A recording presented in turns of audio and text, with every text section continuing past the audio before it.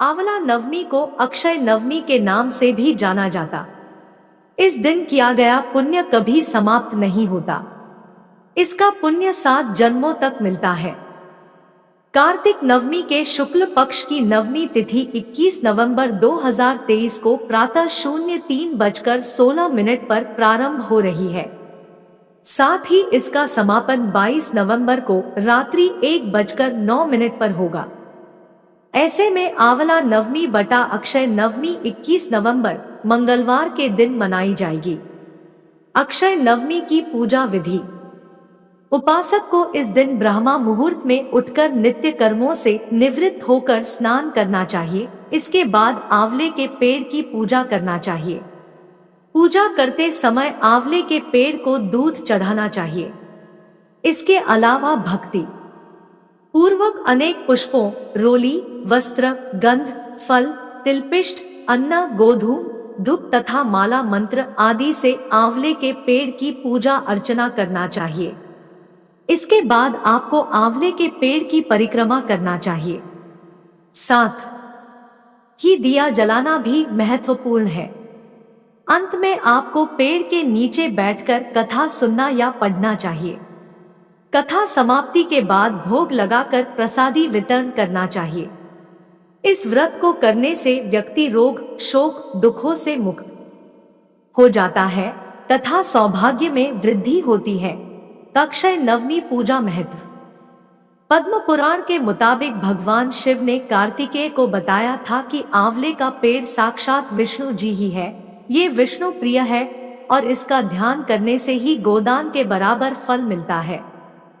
अक्षय नवमी के दिन आंवले के पेड़ के नीचे विष्णु के दामोदर रूप की पूजा की जाती है। आंवले के पेड़ की परिक्रमा करने से बीमारियां और पापों से छुटकारा मिलता है। अक्षय नवमी पर लक्ष्मी जी ने पृथ्वी पर भगवान विष्णु और शिव जी की पूजा आंवले के रूप में की थी और इसी पेड़ के नीचे बैठकर भोजन किया। संतान प्राप्ति, सुख, समृद्धि और कई जन्मों के पुण्य खत्म न हो, इस कामना से अक्षय नवमी की पूजा और व्रत किया जाता है। आंवला अक्षय नवमी व्रत कथा। भगवान विश्वनाथ की नगरी काशी में एक निसंतान व्यक्ति रहता था। वह संतान प्राप्ति के लिए कई मिन्नतें कर चुका था, लेकिन उसके घर में किलकारी नहीं गूंजी। एक दिन उसकी पत्नी को पड़ोसी महिला ने एक उपाय बताया कि एक बालक की भैरव को बलि चढ़ा दो, जिससे तुम्हें संतान की प्राप्ति होगी। जब इस बात को उसने अपने पति से बताया तो उसके पति ने इससे साफ इनकार कर दिया। इसके बाद भी उस महिला ने भैरव को एक बच्चे की बलि देने का निर्णय लिया। तभी एक दिन मौका पाकर उस महिला ने एक कन्या को कुएं में धकेल दिया और भैरव के नाम पर बलि दे दी, जिससे उस पर हत्या का पाप चढ़ गया और उसके पूरे बदन में कोढ़ हो गया।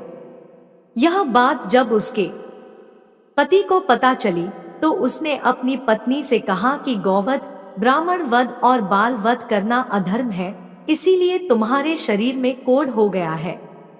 तुम्हें इस समस्या से छुटकारा पाने के लिए माता गंगा की शरण में जाना होगा। अपने पति के कहने पर वह महिला मां गंगा की शरण में गई। इसके बाद गंगा मैया ने उसे कहा कि तुम कार्तिक शुक्ल पक्ष की नवमी को आंवले के पेड़ का पूजन और आंवले का सेवन करना। इसके बाद महिला ने मां गंगा के कहे अनुसार ही सब कुछ किया, जिसके परिणाम स्वरूप वह कोढ़ से मुक्त हो गई। साथ ही इसका व्रत करने से कुछ दिनों बाद उसे संतान प्राप्ति भी हुई। तभी से लेकर लोग इस उपवास को परंपरा अनुसार करते आए हैं।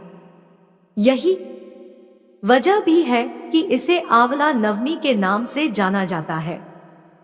आंवला नवमी की दूसरी कथा। पौराणिक काल में एक राजा था और उसने प्रतिज्ञा कर रखी थी कि वह प्रतिदिन 1.25 मन आंवला दान करने के पश्चात ही भोजन करेगा। उसके यही प्रण के कारण उस राजा का नाम आंवल्या राजा पड़ गया। कुछ समय के बाद एक दिन उसके पुत्र और पुत्रवधू ने विचार किया कि अगर महाराज इतने आंवले प्रतिदिन दान करते रहे तो एक दान राजकोष रिक्त हो जाएगा। अतः एक दिन राजा के पुत्र ने उनसे कहा कि पिताश्री, आप इस तरह से प्रतिदिन आंवले का दान करना छोड़ दीजिए। पुत्र के मन की बात जानकर राजा को गहरा आघात लगा और वे रानी समेत महल छोड़कर चुपचाप जंगल चले गए। उस दिन राजा रानी आंवला दान नहीं कर सके, इसीलिए उन्होंने उस दिन भोजन नहीं किया और इसी तरह भूखे प्यासे रहते हुए उन्हें 7 दिन गुजर गए। इसके बाद 8वें दिन भगवान ने सोचा कि अगर मैंने राजा रानी के प्रण का मान नहीं रखा तो इनका विश्वास मेरे ऊपर से उठ जाएगा। इसलिए भगवान ने उसी निर्जन वन में राजा रानी के लिए महल, राज्य और उद्यान आदि का निर्माण अपनी माया से कर दिया और वहां पर असंख्य आंवले के वृक्ष का बाग लगा दिया। अगले दिन जब राजा रानी सुबह नींद से जागे तो उन्होंने देखा कि उस वन में उनके राज्य से भी बहुत विशाल राज्य बसा हुआ है। राजा रानी देख कहते हैं, सत मत छोड़े सूरमा, सत छोड़िया पत जाए, सत की छोड़ी लक्ष्मी फेर मिलेगी आए। आओ नहा धोकर आंवले दान करें। राजा रानी ने प्रसन्नता पूर्वक आंवले दान करके भोजन ग्रहण किया और खुशी खुशी वहां पर रहने लगे।